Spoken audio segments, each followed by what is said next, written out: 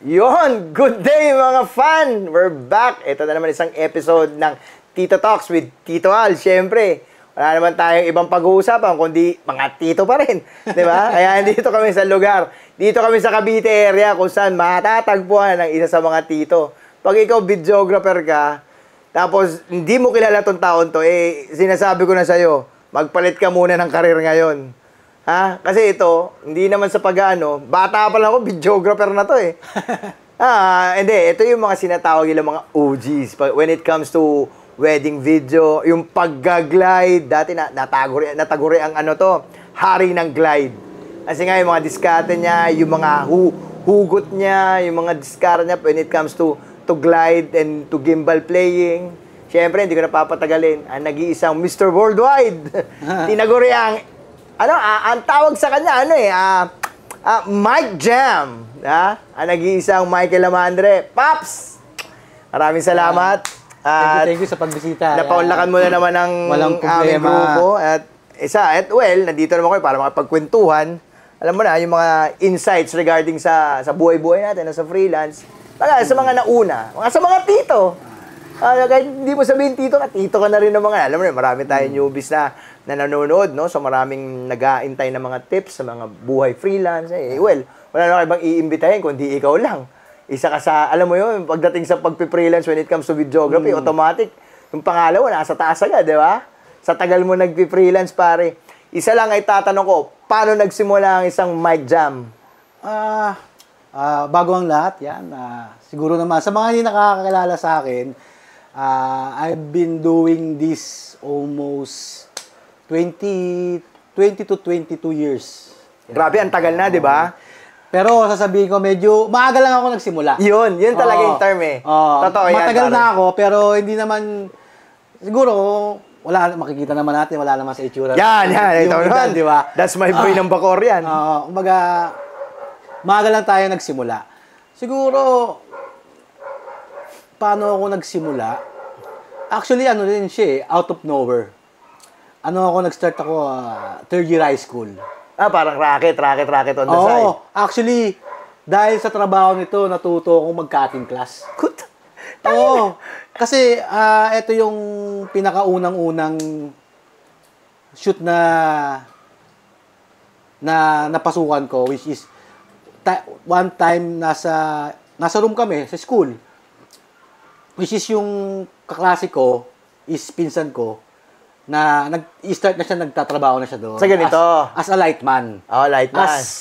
Dati ang tawag pa sa assistant dati, lightman. Hindi pa PA. Hindi pa PA. Correct. As in lightman. Ba't tinawag na lightman? Kasi lagi niya hawak yung ilaw eh. Exactly. Yung hawak niya yung ilaw, naka-monopod, may kable, sumusunod sa videographer. Yes, yan. Kaya tinawag na lightman yan. 150 NTF niyan, Brad. Hindi, ako inaabot ko noon, parang mga 100. 100, tama. 100 to 150 yan. Pag high-end kasi 150. Pag 100, medyo sa lower end. Kita nyo na, boys, mga PA na napakaangas ngayon dyan. Nakita nyo naman yung dati, ang ginagawa ng PA, nakasunod lang sa videographer. Hindi umaalis yun hanggat hindi kusa magpunta yung videographer. Pero kita nyo naman, ang bigaya, 150 to 100 lang, di ba? Kita nyo yun? Mga yun, year 2000, 2001. Exactly. Ayan yung mga ang video pa nakalagay sa balikat. Shoulder mount. Yes, VHS. Diba? VHS, tama. VHS.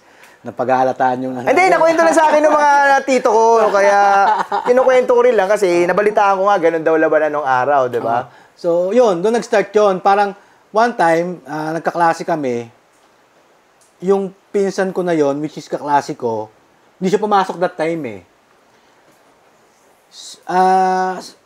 Nagulat ako, biglang may sumilip sa bintana. Sabi niya sa akin, San, gusto mo magkapera? Sabi ko, sama ka sa akin. May racket tayo. Sabi niya sa akin, gano'n. Dati, ang daling hatayan, basta pera usapan eh. So, doon nag-start yun. So, nagpaalam ako sa teacher ko na magsisiyar lang. Tapos, dire-diretso na. Over the bakod na yun. Tangina. Punta kami noon. Unang event ko noon, naka-uniform ako, school uniform. Wedding? Birthday yun. Pwede. So, wala akong alam kung ano gagawin ko. So, syempre, yun, doon nag-start yun. Nag-ilaw-ilaw muna ako. Hanggang sa, syempre, tumagal lang. Hindi, most likely naman, yung mga ganyan pare, talagang dyan nag-start sa pag-lightman, tama? Lahat kami nagdaan sa ganyan. Kasi pag hindi naman pagdating mo photographer or videographer ka agad Dadaan ka talaga sa proseso na, dito ka muna boy, di ba? Yes, true. Utusan ka muna. Yes, true. Pero kasi eventually, pag ikaw naman, you're into that or passionate ka doon sa ginagawa mo, tapos madali ka maka-pick up, napopromote ka agad, di ba? Totoo. Ito, pinakamagandang bagay na nangyari sa akin nung part na to. Although ito yung isa sa mga rason kung bakit hindi na ako tumungtong ng college. Kasi in the age of 13, 14, kumikita na ako ng pera Yes, kumikita tama. na ako ng pera. Nag-start ako, siguro, lightman, pag sinabing assistant, ganyan, nag-iilaw. 1 taon kong pinagtrabahuan yan, nag-iilaw ako.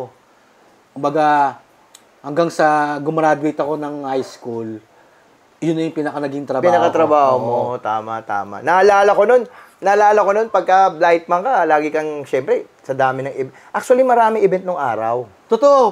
Saka sa isang araw, hindi lang isang event. Dumadalawa, tumatatlo tayo. Tatlo, Tito Al. Tatlo, Isipin mo, tama. ganito yan, yung event. Example, magmo-morning wedding kami. Correct. Ito yung part. Ba't nakakatatlo? Kwento mo, Morning wedding, hindi naman kasi uso dati yung mga tipong may hair down. Wala. Hindi uso yung may post na. Wala. 1 hour before the wedding nung araw. Oh, tapos, morning wedding, pagpalagay natin 9 a.m., matatapos ng 10. Kailangan dapat bago mag alas 12. Tapos na. Nakaalis na. Nasa Nasa Reception ka na. Oo. Ang reception, mabilis lang. Halos kainan lang yun. Kainan lang. Ang program niyan, Wala. Speech lang. Cake cutting saka speech. Minsan nga wala pa pag minamalas-malas, pag kinakabahan yung mga bisita. Cake cutting, wine toasting, dub releasing. Saka yung dub release. Tapos, after nun, open gifts na. Exactly. Silhouette na. Ending. Oo, silhouette na. Hahabulin namin ngayon yung 3 p.m. na birthday. Tama. 3 p.m. na birthday, hahabulin namin yan. Diretso na kami niyan. 2 oras lang ang birthday. 2 oras, 3 oras. Mahaba na yun, yung 3 oras. Matatapos kami ng 5, 6. Tapos, lalagari kami ng huling lamay. Diba? Huling lamay. Tama. Ang pinakamaganda nun, Tito Al, pag ikaw ang naghuling lamay, ikaw din ang maglilibing. automatic, ikaw ang libing. Kaya matik yun, dalawang agad yung shoot mo. KBP, Kasal Binyag Patay. Puta Totoo yan.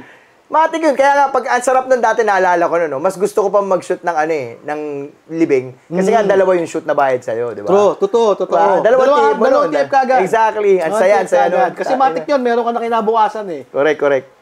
Hiro mo yun. Kasi yun ang talaga labanan. Kung sino yung nakita nung huling lamay, dapat yun din makikita sa libing. Totoo. Para hindi malito yung mga bisita rin, di ba? Totoo. Kasi naalala ko yun, hayop.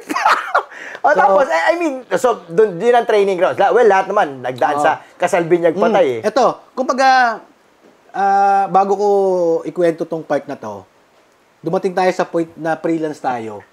Di ba? Na dumating tayo sa point na yung studio owner mismo, tayo, lalo na yung medyo may alam na, matatagal na. Minsan, pinapahawak na sa atin yung kliyente. Exactly. Tayo na yung nakikipag-usap. Correct. Tayo na yung nagmamando. Lahat. Di ba? Ito yung isa sa pinaka-natutunan ko dyan Kasi, siguro edad ko noon, mga 14, 15 years old. Batang-bata, Brad. Oo. Ito yung dumating na point na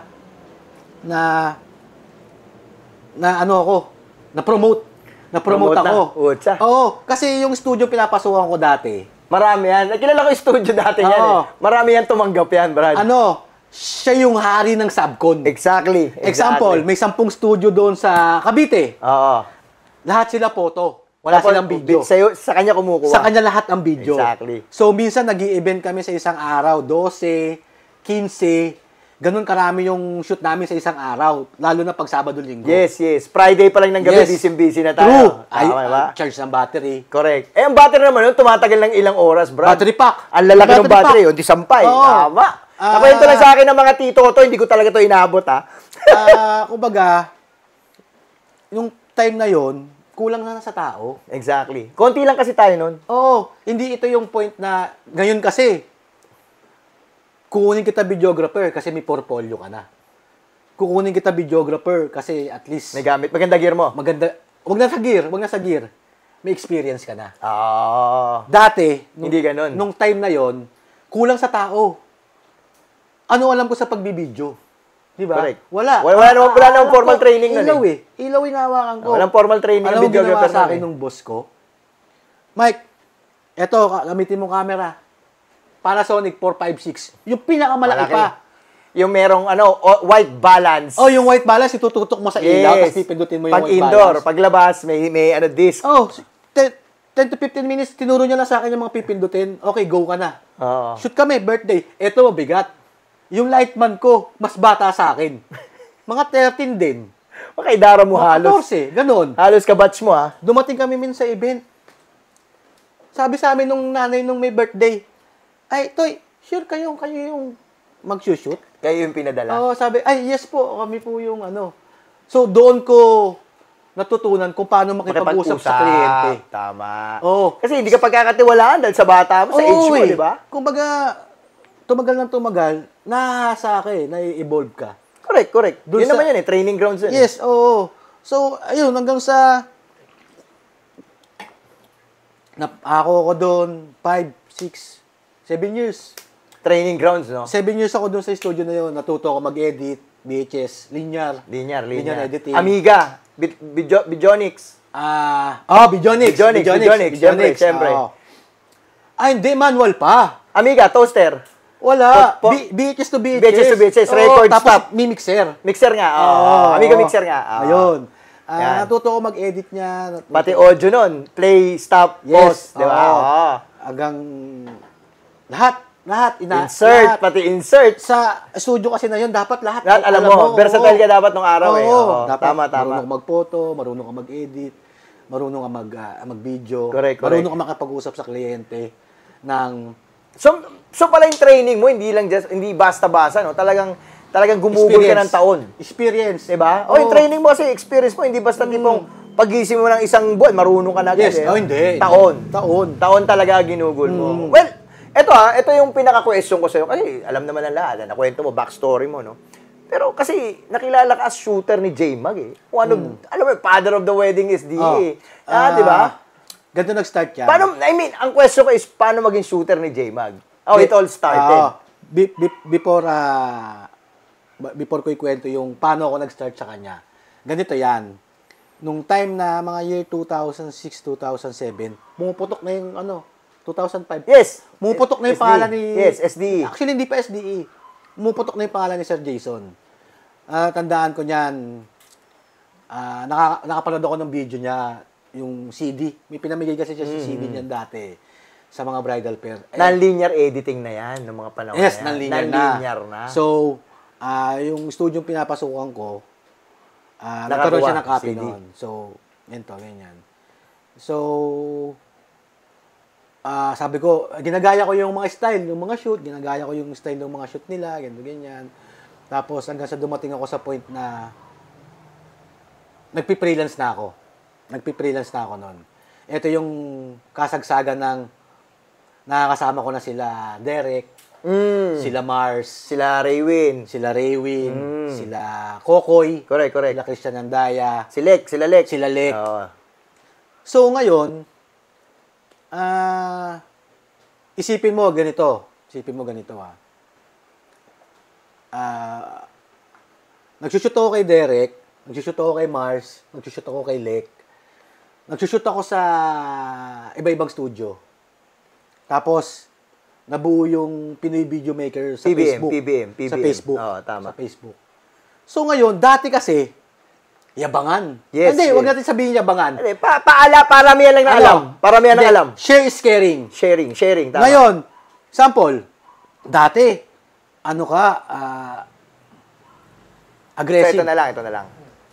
Dati, as a studio owner, dahil bago Correct. Dapat, ka. aggressive ka. Correct. So, pagkatapos ng wedding SDE, upload, share.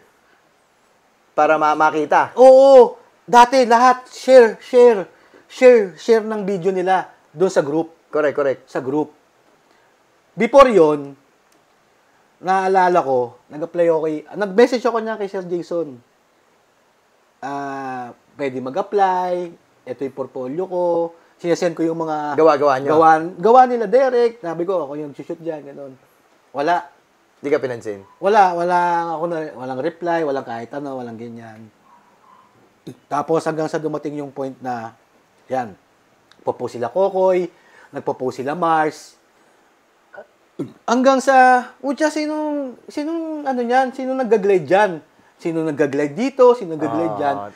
Isang pangalan lang lagi yung binabanggit, which is yung pangalan ko. Ikaw lang. Doon pumutok yung pangalan ko. Hanggang sa nagsushoot na ako kay Ian Cruz. Pero that time, yung grupo nyo, hindi pa kayo galing kay Marco niyan? O galing na lang kay Marco, hindi pa? Kayo pa lang, as in...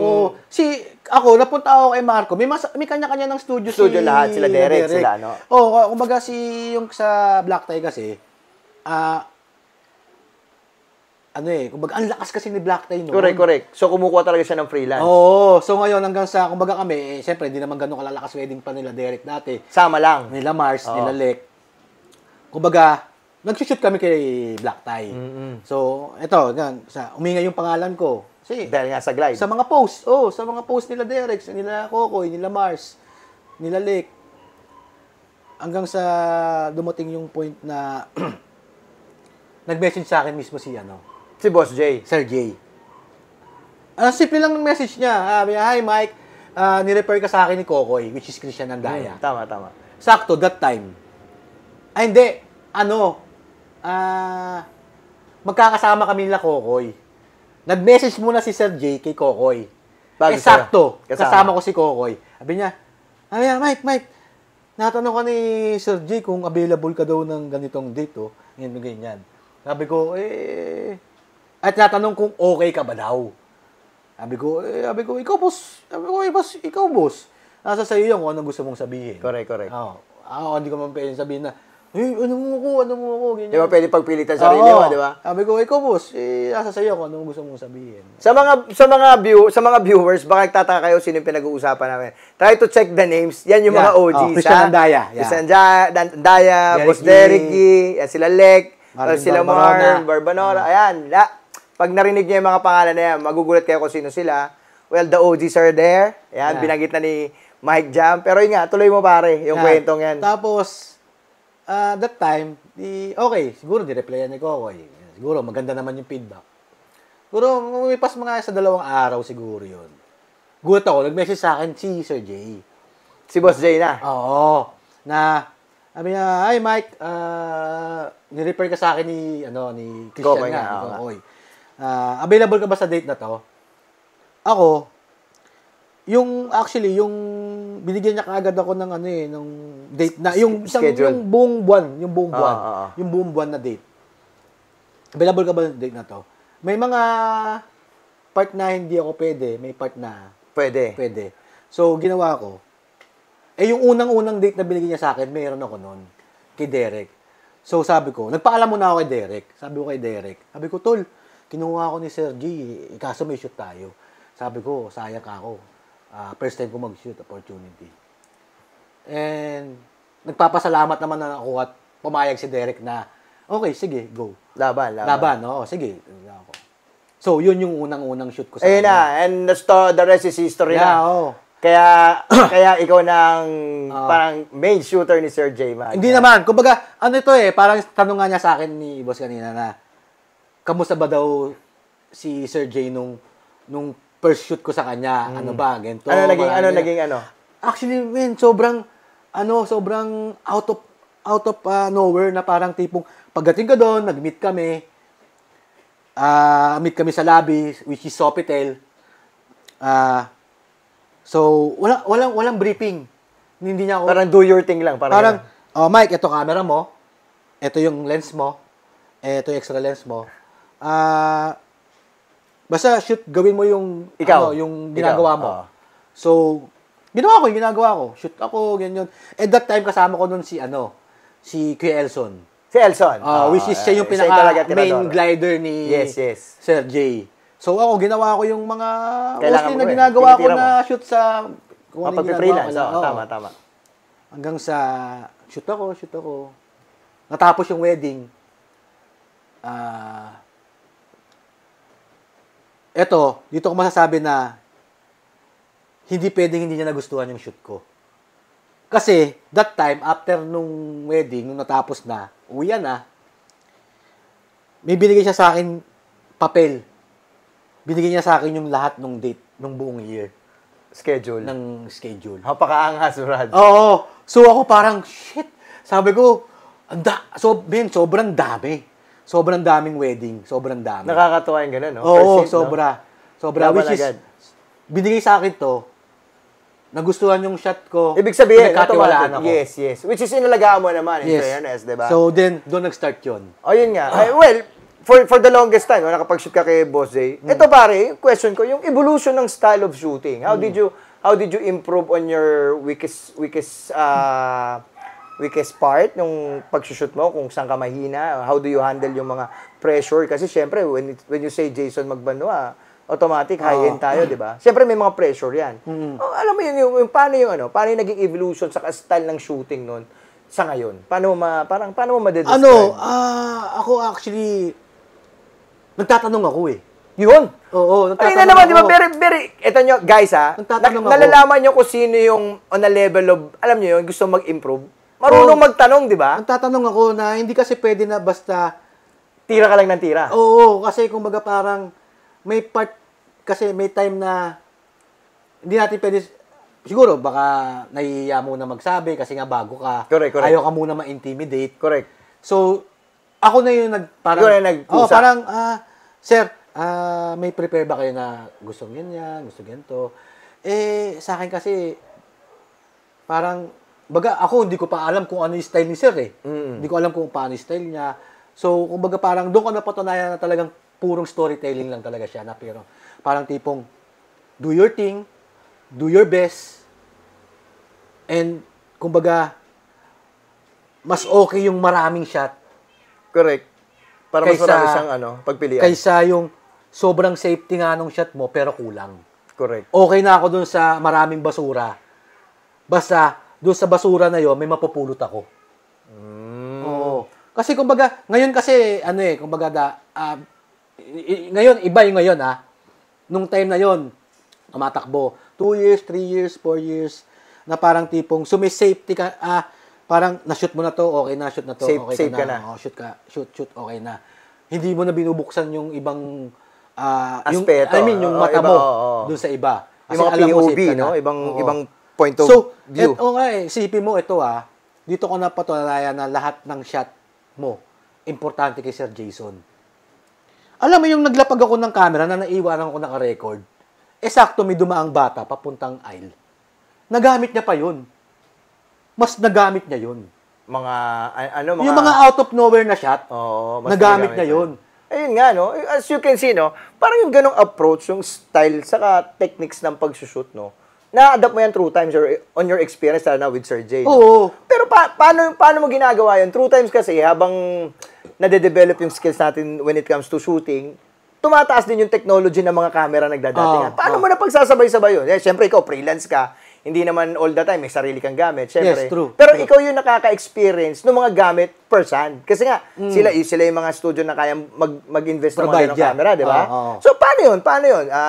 Siyempre, sasabihin natin, continuous learning. Pero yun nga, yung adaptability mo. How did you, cope with that kind of, changes? Yung pagbabago ng mga technique, siyempre. Example, like si Sir Jason, may bagong gamit, may bagong camera. Hindi niya sinasarili. Tinuturo niya.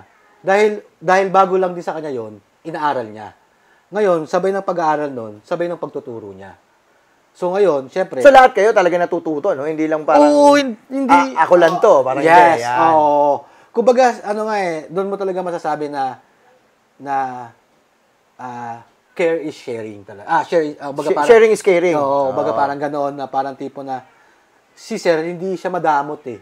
Correct. Ituturo niya lahat ng pwede niyang ituro. Well, for professor naman si Boss Jay, kaya talagang ano niya na yun? Ano na yun, 'di ba? Yung pagtuturo, 'di ba? Linya Nature niya na yung pagtuturo. Yes, kaya true. hindi mo talaga maalis sa kanya yung pag-share ng Tsaka ganun. sa style naman, syempre ako ganito yung style ko dati. Lalo sa gating sa mga bagong shooting style. Nanonood ako ng mga videos. Pero abroad. Hindi dito. Kasi, hindi naman sa pag-aano. Kasi kung panonoorin ko yung mga gawa ng iba na dito sa atin, so ang mangyayari, yun at yun lang na lang din yung magiging style natin. Tirada mo, yung mga birada mo. So ngayon, ako, gusto ko mag-improve, nanonood ako. Mostly mga paper cut project, mga... Abroad talaga, no? Mostly Mga international shooters. shooters. Vimeo. Dami, tama. Ang daming techniques doon, no? Yes. Kumbaga parang nanonood ako ng... Alam pa ba ng mga, new gen, yung Vimeo? Actually, parang wala na ata May Vimeo pa nag-upload ba? dun eh. Meron pa naman, pero wala na gano'ng nag-upload. Anyways, that was the platform before, no? Kaya, So, nanonood ako ng mga bagong style. Mga bagong style. Ay, yun yung strategy mo to develop your skills. Yes, oo. Tsaka siguro, dala na lang din siguro ng sa tagal mo nang experience ginagawa. Pag ginagawa mo talaga, alam mo, share ko rin lang to, no? Parang, the more na ginagawa mo siya everyday, sa sarili mo na-develop mo rin, no? Oo. Parang, kunyari, ito yung error mo when you're shooting when you're shooting low light, madalas ka mag-blurred kasi ganyan. Tapos eventually, pagka tinatry mo ulit ng ulit, nakukuha mo yung technique, nakukuha mo yung strategy, tapos, diba? mas dadagdagan mo pa. Mas dadagdagan mo pa. Exactly. Tama yan i-enhance mo pa. Example, like, nakapanood ka ng, uy, shit, ang ganda ng wedding niya, walang gaanong gimbal, puro lock frame lang. So, gagayahin mo siya ngayon, puro tripod lang. Sa unang try mo, mapapansin mo, ba't ganun? Parang sa kanya ang ganda, pag sa akin ang pangit. May ganung part Correct. So, doon mo marirealize na, hindi lang pala basta paggaya nung nakita mo. May proper talaga. So, ngayon, sasamahan mo siya ng konting creativity. Yun. Doon papasok yung foreground. Yes. Doon papasok yung composition. Yes. Doon papasok yung sinasabi nating rule of third. Yung mga technicalities na when it comes to shooting, no? Oo. Kumbaga, hindi basta na kinutok mo yung camera mo, yun na yun. Naka-lock frame ka, yun na yun. Exactly. So, titignan mo rin yung kanto, proper composition. Subject, para mapaganda mo pa yung makikita nung manonood. Yes. Proper composition talaga, no? At the end of the day, talagang technicalities pa rin nagkakatalo, eh. Yes. Well, moments are there. Parang, pag nakuna mo siya ng moments, well, okay, good. Pero syempre, when you're into wedding, syempre dapat meron ding, di ba, technicalities na involved. Hindi basta tira ka lang ng tira. Tapat natin dyan, okay na yan, candid, mga ganon, di ba? Kaya kumbaga, ito sa akin pasinin mo lahat ng video ni Sir Jason. Parang, feeling mo pag pinanood mo, parang laging bago. Correct. Kasi, may something nyo lagi na hindi dahil sa pagiging maganda yung shot, hindi dahil sa pagiging sobrang creative nung shot, mapapansin mo yung tahe ng istorya. Actually, parang ganito lang yan, Tito Al, eh. Ang isang cook, hindi makakapagluto ng masarap yan pag hindi maganda yung ingredients niya. Pag incomplete. Pag kulang. Ang ingredients, hindi mo mapapasarap yan kung hindi magaling yung chef. Correct. So, ganun din tayo. As an editor, kailangan kompleto yung mga tao mo, yung mga shooter mo, maalam din. Alam na nila yung mga dapat gawin. Tama. Na hindi na kailangan pukpukin isa-isa na ganito yung gagawin mo, lalo na kung matagal mo nang ginagawa. Exactly. Sa kaya anticipation na di-develop yan through time, eh. Oo. Eto rin, hindi rin magiging maganda yung shot mo sa final output kung hindi marunong yung editor mo. Exactly. So, dapat both side give and take. Correct. As a whole nga, kaya team, eh. Di ba, team? Hindi pwedeng sabihin natin na kumuha ka ng magaling na glider para maganda yung output. Hindi naman ganun, eh. Hindi ganun. Bibase pa rin yan doon sa sasalo, sa magluluto. Correct. Sa editor, kung kailan niya gagamitin. So ngayon, kumuha ka ng sobrang galing na editor. Lahat ng putahe mo sabaw. Lahat ng putahe mo bulok. Kahit anong galing ng editor mo, men, walang may papakitang maganda yan. Exactly. Dapat talaga balance. Oo, balance. Kumbaga, sa part ng trabaho natin, hindi natin pwede sabihin na magaling tayo sa ganito, magaling tayo sa ganyan. Mas okay pa ako dun sa salita na kahit papano, maalam ako. Tama. Kahit kailan, never ako naging magaling. Pero may alam ako. Kasi pag sinabi mong magaling ka, ibig sabihin lahat alam mo na. Exactly. Saka mahirap yun, hayaan mo ibang tao magsabi na magaling ka. Oo. Kumbaga sabi mahirap yung self-proclaim. Yung sabi nga, di ba, yung tipo na, yung nagkaroon ng part na time na parang, alam mo naman sa sa culture, hindi na sa industry natin. Correct. Sa culture ng Pilipino, ng mga Pinoy, ng mga kalahi natin. Once na umaangat ka, hindi mawawala yung may mga babatuhin ka talaga. Hindi mawawala yan eh. Hindi crab mentality talaga kahit saan. Diba, parang, di ba nasabihan nga ako ng parang, ayun, kaya wala nang kumukuha dyan kasi laos na yan. Oo. Hindi nila alam, no? Pero, Nag-mature ka lang. Ako, sinagot ko yon, sabi ko, hindi ako laos, hindi ako malalaos.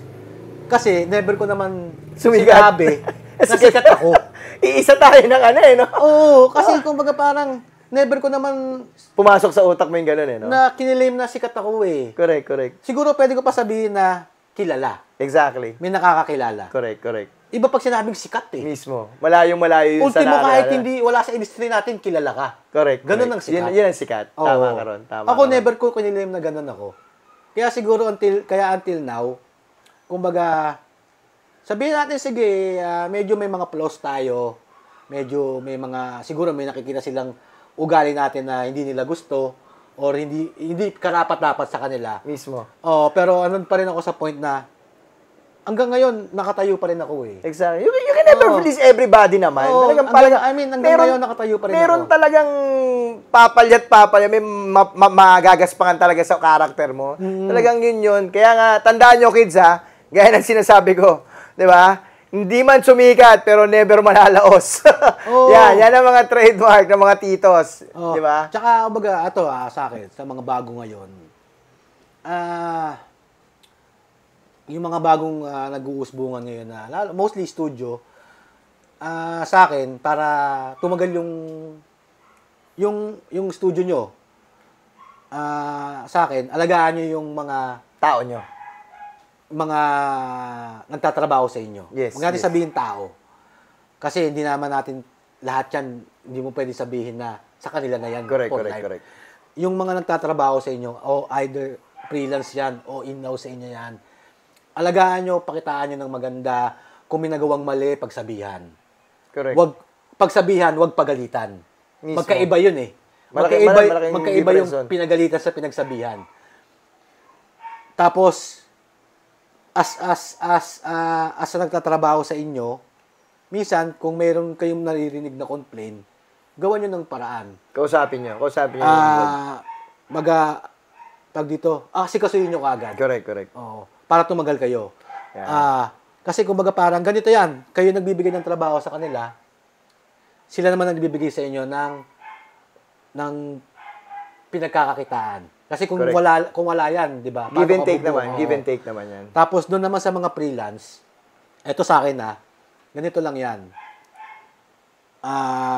Lagi ko sinasabi yan sa ibang mga talk ko. O kahit di na sa talk, doon sa mga studio pinagsushootan ko. Ganito lang yan. Pagka medyo hindi okay yung studio, wala kang maririnig sa akin. Walang bad mouthing. Pero hindi mo na ako makukuha uli. Hindi na ako mag-shoot sa'yo uli. Ganun lang yun. Ganun kasimple lang yun. Wala. Iwasan mo talaga toxic people talaga. Yes. Kasi para saan pa, di ba?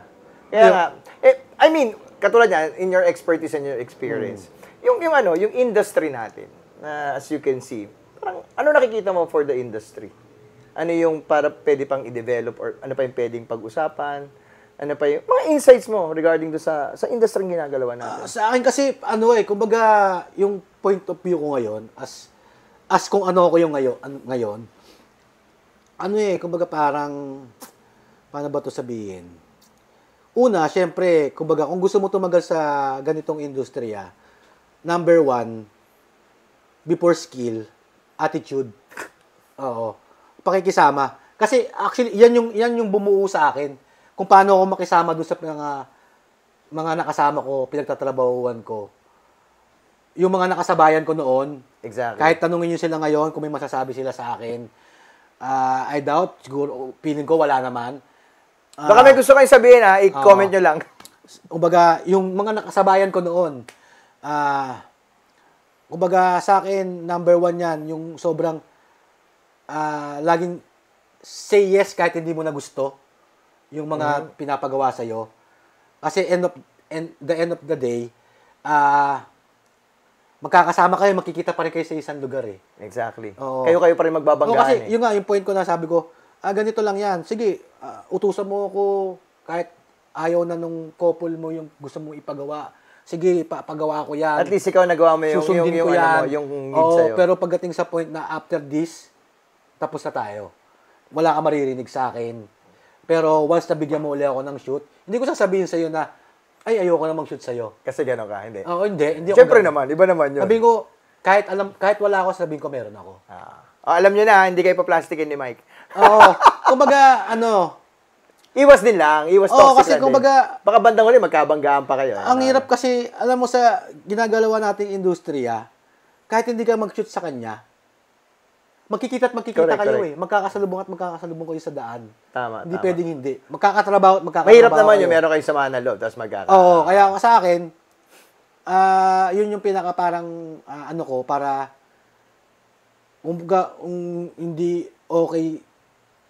hindi ka okay sa akin, hanggang doon na lang. Wala ka maririnig sa akin. Mas magandang hindi kita sisiraan. magkakilala na lang tayo. Oo. Wow. Okay, anyways, yan. We're leading up to an end with this kwentuhan na sa mga tito. Pare, ano nakikita mong future ng photo and video industry? Anong vision mo for this?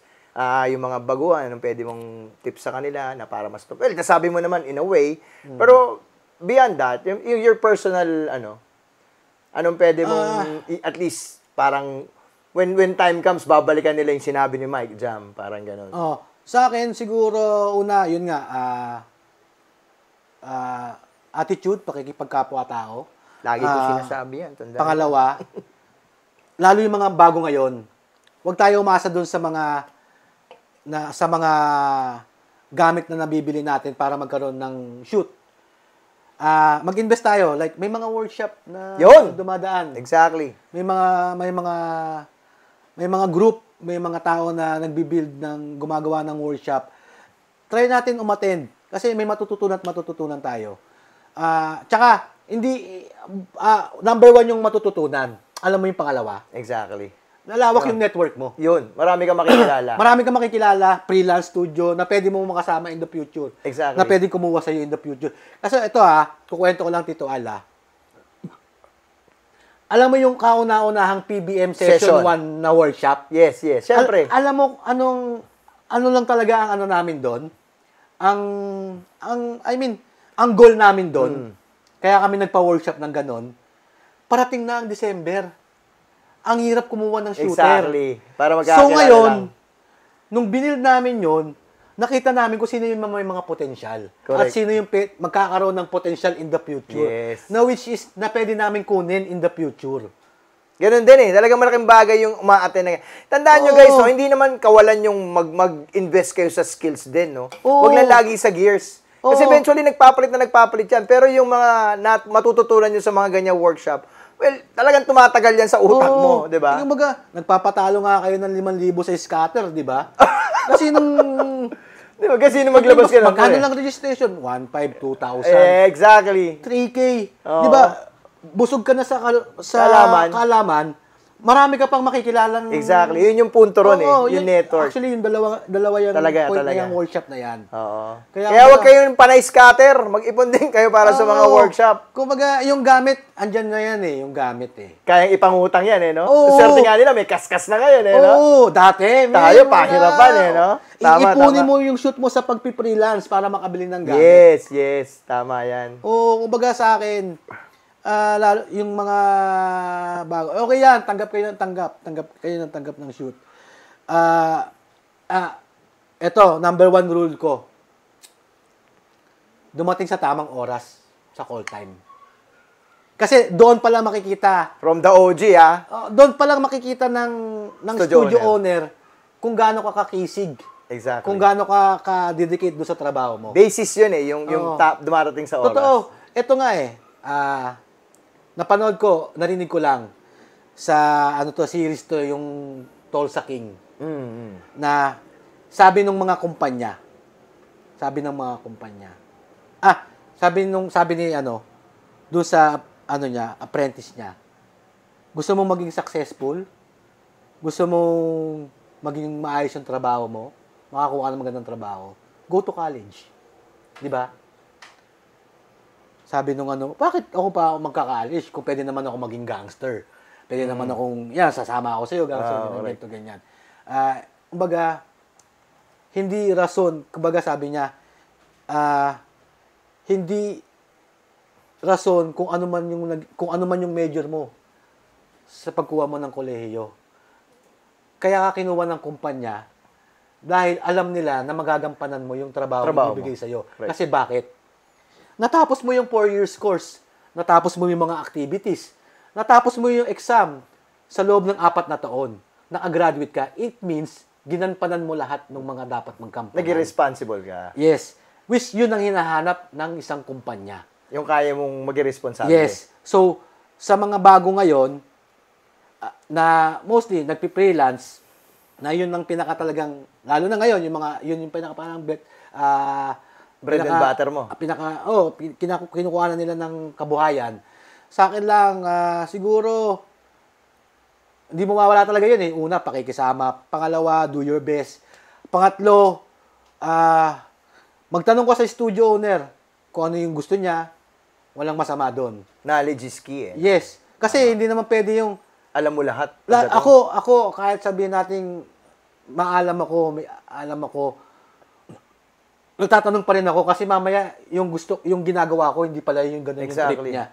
Tsaka mas safe na nagtanong ka. Oo. Diba? Totoo. Pinaka-safe yun. Totoo. Yun Ako, mas gusto ko pa na dinidirect ako eh. Kasi at least alam ko na ito yung gusto mo. Correct. Kaysa gagawa ng... Bandang huli, hindi mo pala magagamit. Oo, totoo. Exactly. Yan, guys, narinig nyo from from Mike Jam himself kung paano yung trato, ano yung kailangan, di ba? Usapang Tito, sana kahit 1 or 2 may napulot kayo, no? We're doing this para lang alam nyo, mas ma-inspire kayo to learn, mas ma-inspire kayo, alam nyo yun, yung proper, what do you call this? Mga proper things to do as a photo and video. Basic skills. Nasa event industry, no? Yan, we're doing this Tito Talks para sa inyo, guys. Hindi naman para sa ano na to, para mas matakal din natin yung mga bagay-bagay, no? Muli, paring Mike, maraming salamat. Maraming salamat sa pagtanggap sa amin, pare. No problem. Yan, maraming salamat. Tagay muna kami kasi ganito mga tito talaga eh. Tsaka ito boss sa akin kumbaga parang tawag dito, yung group namin, yung Glidecam Shooter of the Philippines, yung GSP. Group natin, kasali yung group natin, yung GSP. So kumbaga kaya tayo naglalagay ng yung rules about sa rate, standard rate nito ngayon. Yung ibang studio actually kahit naman sino idadaing talaga na maglalagay tayo ng standard rate ganito ganyan. Paano pagka sablay yung nakuha namin, sablay. Ako sabi ko nga laging ganito lang 'yan. Kasi nagkaroon ng standard rate tayo sa group natin, mamimili na ng gusto yung studio owner. Kumbaga parang masasala na.